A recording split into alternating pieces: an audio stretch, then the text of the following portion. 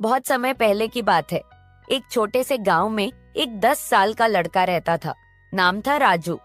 राजू गरीब था। उसके पापा किसान थे और माँ बीमार रहती थी। लेकिन राजू के पास एक बहुत बड़ी दौलत थी, उसका साफ दिल और बड़ा साहस। गांव के पास एक घना जंगल था जिसमें लोग जाने से डरते थे।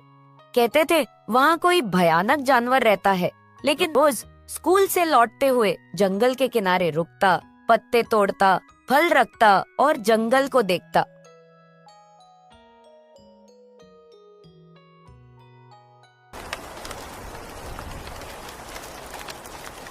एक दिन बारिश हो रही थी। राजू पेड़ के नीचे खड़ा भीग रहा था। तभी झाड़ियों के पीछे से एक बड़ा हाथी निकला, बहुत ही विशाल, लेकिन आंखों में मासूमियत। राजू डरने की बजाय मुस्कुराया। राजू बोला, तू तो बहुत सुंदर है, तू जंगल का राजा है ना? हाथी धीरे धीरे पास आया और अपनी सूंड से राजू को छुआ, जैसे दोस्ती की मोहर लगा दी हो। उस दिन से राजू और हाथी, जिसका नाम अब उसने रखा राजा, वो हर रोज मिलने लगे। राजू फल लाता, राजा उसे जंगल की सैर कराता।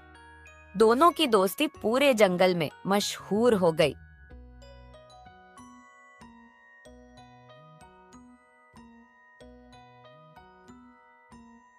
एक दिन गांव में कुछ लालची शिकारी आए।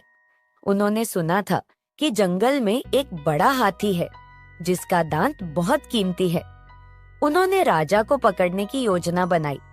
रात में उन्होंने गड्ढा खोदा, उसमें फल रखे और पास में जाल बिछा दिया। राजा चालाक था, लेकिन जब वो राजू की खुशबू समझकर फल खाने पहुंचा तो उसके पैर जाल में फंस गए। शिकारी खुशी से चिल्लाए, फंस गया जंगल का राजा। राजू ने ये देखा तो भागकर गांव आया। लेकिन गांव वाले बोले, ये जंगल की बात है, हमें मत घसीटो। राजू ने हार नहीं मानी। वो अकेला जंगल लौटा, चुपचाप जाल के पास गया और चाकू से रस्सी काटने लगा।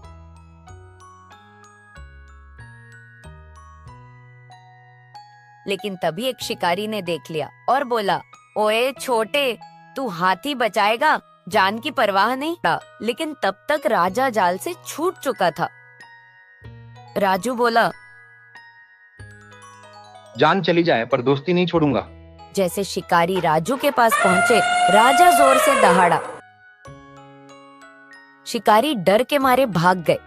राजा ने राजू को धन्यवाद कहा और अपने ऊपर बैठाकर जंगल की सैर करवाई।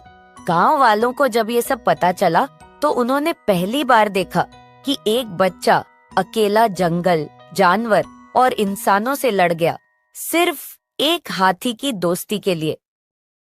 इसलिए ही कहते हैं, दोस्ती का कोई रंग रूप नहीं होता है,